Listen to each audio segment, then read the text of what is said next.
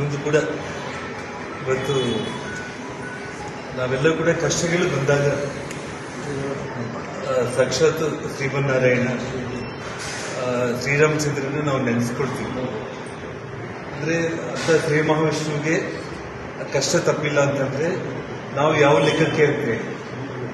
ಆದರೆ ನನ್ನ ಜೀವನದಲ್ಲಿ ನನಗೆ ಜನ್ಮ ಕೊಟ್ಟಿರುವಂಥ ನನ್ನ ಜನ್ಮಸ್ಥಳ ಬಳ್ಳಾರಿಯನ್ನು ಬಿಟ್ಟು 14 ವರ್ಷಗಳ ನಂತರ ಇವತ್ತು ನನ್ನ ಜನ್ಮಸ್ಥಳಕ್ಕೆ ಬಳ್ಳಾರಿಗೆ ಹೋಗಲಿಕ್ಕೆ ಸರ್ವೋಚ್ಚ ನ್ಯಾಯಾಲಯ ಇವತ್ತು ಸುಪ್ರೀಂ ಕೋರ್ಟಿಂದ ಆದೇಶ ಬಂದಿರುವಂಥದ್ದು.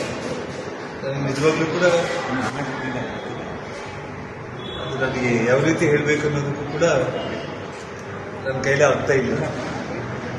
ನನ್ನ ಇಡೀ ಜೀವನದಲ್ಲಿ ನನ್ನ ಕೊನೆಯ ಉಸಿರು ಇರೋವರೆಗೂ ಕೂಡ ನನ್ನ ಕೊನೆಯ ಉಸಿರನ್ನು ಕೂಡ ಬಳ್ಳಾರಿಯಲ್ಲೇ ನಾನು ನನ್ನ ಕೊನೆಯ ಉಸಿರು ಎಳೀಬೇಕು ಅನ್ನುವಂಥ ಒಂದು ಆಸೆ. ನನ್ನೊಬ್ಬನಿಗೆ ಅಂತೆಲ್ಲ ಯಾರಿಗಾದ್ರೂ ಕೂಡ ಹುಟ್ಟಿದ ಜನ್ಮಸ್ಥಳ ಅನ್ನೋದು ಬಹಳ ಮುಖ್ಯ. ಇಡೀ ಪ್ರಪಂಚ ನಾವು ಸುತ್ತಾಡಿ ಬಂದರೂ ಕೂಡ ನಮ್ಮೂರೇ ನಮಗೆ ಮೇಲು ಅನ್ನೋದು ನಮ್ಮ ಹಿರಿಯರು ಹೇಳುವಂಥ ಒಂದು ಮಾತು. ಆ ಪ್ರಕಾರ ಇವತ್ತು ನಾನೇನು ಸುಪ್ರೀಂ ಕೋರ್ಟ್ ಆದೇಶದಂತೆ ಬಳ್ಳಾರಿಗೆ ನಾನು ಮೊದಲು ಗಂಗಾವತಿಗೆ ಹೋಗಿ ಅಲ್ಲಿ ಬುಧವಾರ ಹನುಮಂತನ ದರ್ಶನ ಪಡ್ಕೊಂಡು ಗಂಗಾವತಿಯಲ್ಲಿ ನನಗೆ ರಾಜಕೀಯವಾಗಿ ಪುನರ್ಜನ್ಮ ಕೊಟ್ಟಿರೋ ಆ ಜನರ ಜೊತೆ ಮಾತಾಡಿ ಹನುಮಂತನ ದರ್ಶನ ಪಡ್ಕೊಂಡು ನವರಾತ್ರಿಗಳು 3ನೇ ತಾರೀಕಿಂದ ಪ್ರಾರಂಭ ಆಗ್ತಾ ಇದೆ. ಸೊ ಗುರುವಾರ ಬೆಳಿಗ್ಗೆ ನಾನು ಬಳ್ಳಾರಿಗೆ ಹೊರಡ್ತೀನಿ. ಗುರುವಾರ ಬೆಳಿಗ್ಗೆ ನವರಾತ್ರಿ ಮೊದಲನೇ ದಿನ ಬಳ್ಳಾರಿಯಲ್ಲಿ ಕೂಡ ತಾಯಿ ದುರ್ಗಮ್ಮ ತಮಗೆಲ್ಲರೂ ಕೂಡ ಗೊತ್ತಿರಲಿಲ್ಲ. ಸಾವಿರಾರು ವರ್ಷಗಳ ಇತಿಹಾಸ ಇರುವಂಥ ಆ ದುರ್ಗಾದೇವಿ ದೇವಸ್ಥಾನ ಮತ್ತು ಆ ನವರಾತ್ರಿಗಳಿಗೆ ಕರೆಕ್ಟಾಗಿ ಆ ಮೊದಲನೇ ದಿನ ನಾನು ಬಳ್ಳಾರಿಗೆ ಏನ್ ಅನಿಸ್ತಾ ಇದೆ ಸರ್? ಹೇಗೆ ಅನಿಸ್ತಾ ಇದೆ? ಸಿದ್ದರಾಮಯ್ಯನವರ ಅವಧಿಯಲ್ಲಿ ಬಳ್ಳಾರಿಗೆ ಅವರು ಪಾದಯಾತ್ರೆ ಮಾಡಿದ್ರು, ಅನಂತರದಲ್ಲಿ ಅರೆಸ್ಟ್ ಮಾಡಿದ್ರು, ಜೈಲಿಗೆ ಹೋದ್ರು. ಈಗ ನೀವು ಬಳ್ಳಾರಿಗೆ ಹೋಗ್ತಾ ಇದ್ದೀರಿ. ಸಿದ್ದರಾಮಯ್ಯನವರು ಕೇಸ್ ಒಂದು ಹಂತಕ್ಕೆ ಈಗ ತನಿಖೆ ಆದದ್ದು ಅಥವಾ ಅವರ ವಿರುದ್ಧದ ಪ್ರಕರಣಗಳು ಈಗ ಒಂದು ಹಂತಕ್ಕೆ ಬಂದಿದೆ. ಏನು ಹೇಳ್ತೀವಿ ಸಿಚುವೇಶನ್? ನಾನು ಒಂದಂತೂ ವಿಷಯ ತಮಗೆ ಬಟ್ ಏನಂದ್ರೆ ಅದನ್ನ ಬೇರೆ ರೀತಿ ನೀವು ಯಾರು ಕೂಡ ಅದನ್ನು ತಗೋಬಾರ್ದು. ಭಾಗವತ, ನಾವು ರಾಮಾಯಣ, ಮಹಾಭಾರತ ಮತ್ತು ಭಾಗವತ, ಆ ಭಾಗವತದಲ್ಲಿ ನೀವು ಪುರಾಣಗಳು ಓದೋ ಟೈಮ್ನಲ್ಲಿ ಒಳ್ಳೆಯವರಿಗೆ ಒಂದಿಷ್ಟು ಕಷ್ಟಗಳು ಬರುತ್ತೆ.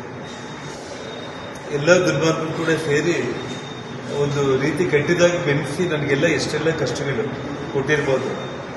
ಈ 14 ವರ್ಷಗಳ ನಂತರ ರಾಜಕೀಯವಾಗಿ ನನ್ನನ್ನು ಮುಗಿಸಬೇಕು ಅಂತೇಳಿ ಅವ್ರು ಮಾಡಿರೋ ಒಂದು ಪ್ರಯತ್ನಕ್ಕೆ ಇವತ್ತು ನಾನು ರಾಜಕೀಯವಾಗಿ ಪುನರ್ಜನ್ಮ ಪಡ್ಕೊಂಡು ಅಸೆಂಬ್ಲಿ ಒಳಗಡೆ ನಾನು ಬಂದು ಅವತ್ತು ಮುಖ್ಯಮಂತ್ರಿ ಆಗೋದಕ್ಕೆ ಅವರು ಎಲ್ಲೇ ಸಲ್ಲದ ಆರೋಪಗಳ ಮಾಡಿದ್ದವರು ಇವತ್ತು ಮತ್ತು ಅವರು ಮುಖ್ಯಮಂತ್ರಿ ಸ್ಥಾನದಲ್ಲಿ ಕೂತ್ಕೊಂಡಿರೋ ಇದೇ ಅಸೆಂಬ್ಲಿ ಒಳಗಡೆ ನಾನು ಹೆಜ್ಜೆಯನ್ನು ಇಟ್ಟು ನನ್ನ ಜನ್ಮಸ್ಥಳಕ್ಕೆ ನಾನು ಹೋಗ್ತಾ ಇದ್ದೇನೆ.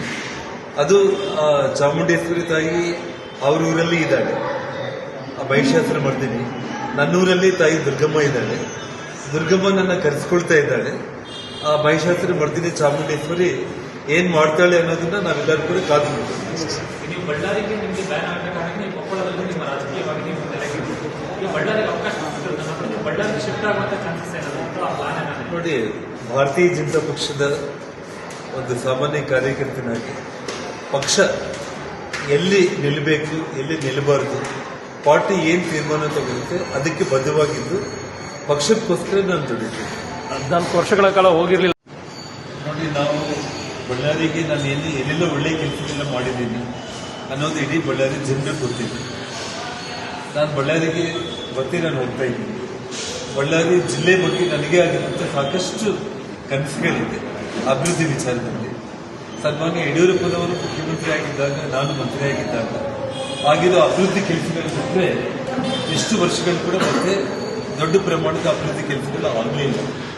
ಆ ಕಾರಣಕ್ಕೆ ಬಳ್ಳಾರಿ ಜನರಿಗೆ ನಾನು ಮತ್ತೆ ಬರಬೇಕು, ಅಭಿವೃದ್ಧಿ ನೋಡಬೇಕು ಅನ್ನೋ ಆಸೆ ಇಟ್ಕೊಂಡಿದ್ದಾರೆ.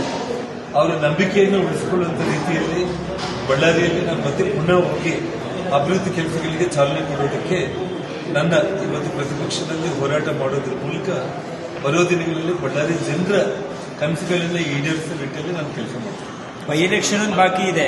ಆ ಸಂದರ್ಭದಲ್ಲಿ ತಮಗೆ ಊರಿಗೆ ಹೋಗೋದಕ್ಕೆ ಅವಕಾಶ ಸಿಕ್ಕಿದೆ. ರಾಜಕೀಯವಾಗಿ ಹೇಗೆ ನೋಡ್ತಾ ಇದ್ದೀರಿ ಇದನ್ನ? ಬಳ್ಳಾರಿಯಲ್ಲಿ ಮತ್ತೊಮ್ಮೆ ಬಿಜೆಪಿ ಕೋಟೆಯನ್ನು ಭದ್ರಪಡಿಸೋದಕ್ಕೆ ನಿಮ್ಮ ಪ್ಲಾನ್ ಆಫ್ ಆಕ್ಷನ್? 100% ಬಳ್ಳಾರಿ ಒಂದು ಜಿಲ್ಲೆಯಲ್ಲಿ ಸಂಡೂರು ವಿಧಾನಸಭಾ ಕ್ಷೇತ್ರದಲ್ಲಿ ಏನೊಂದು ಉಪಚುನಾವಣೆ ನಡೀತಾ ಇದೆ. ಆ ತಾಯಿ ಚಾಮುಂಡೇಶ್ವರಿ ದುರ್ಗಾದೇವಿ ಕೃಪೆಯಿಂದ 100% ನಾವು ಸಂಡೂರು ಉಪಚುನಾವಣೆಯಲ್ಲಿ ಗೆದ್ದೇ ಗೆಲ್ತೀವಿ.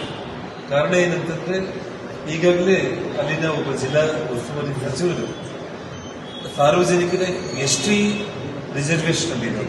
ಸಂಡೂರು ಎಸ್ಟಿ ರಿಸರ್ವೇಷನ್, ಬಳ್ಳಾರಿಯಲ್ಲಿ ಎಸ್ಟಿ ರಿಸರ್ವೇಷನ್ ನಮಗೆ ಒಬ್ಬ ಮಂತ್ರಿ 180 ಕೋಟಿ ಹಣ ದುರುಪಯೋಗ ಮಾಡಿಕೊಂಡು ಆ ಹಣವನ್ನೇ ಬಳ್ಳಾರಿ ಲೋಕಸಭಾ ಚುನಾವಣೆಯಲ್ಲಿ ಗೆಲ್ಲೋದಕ್ಕೆ ದುರುಪಯೋಗ ಮಾಡಿಕೊಂಡಿರುವಂತ ಒಂದು ವಿಚಾರ ಈಗಾಗಲೇ ಬಳ್ಳಾರಿ ಜಿಲ್ಲೆಯ ಜನರ ಮನೆ ಮನೆಗೂ ಪ್ರತಿಯೊಬ್ಬರ ಮನಸ್ಸಿಗೂ ಕೂಡ ಮುಟ್ಟಿದೆ. ಹಾಗಾಗಿ ಈ ಬಾರಿ ಖಂಡಿತವಾಗ್ಲೂ ಕೂಡ ಭಾರತೀಯ ಜನತಾ ಪಕ್ಷದ ಅಭ್ಯರ್ಥಿ ದೊಡ್ಡ ಮಟ್ಟದಲ್ಲಿ ಗೆಲ್ತಾರೆ ಅನ್ನುವಂಥ ನಂಬಿಕೆ ವಿಶ್ವಾಸ ನನಗಿದೆ.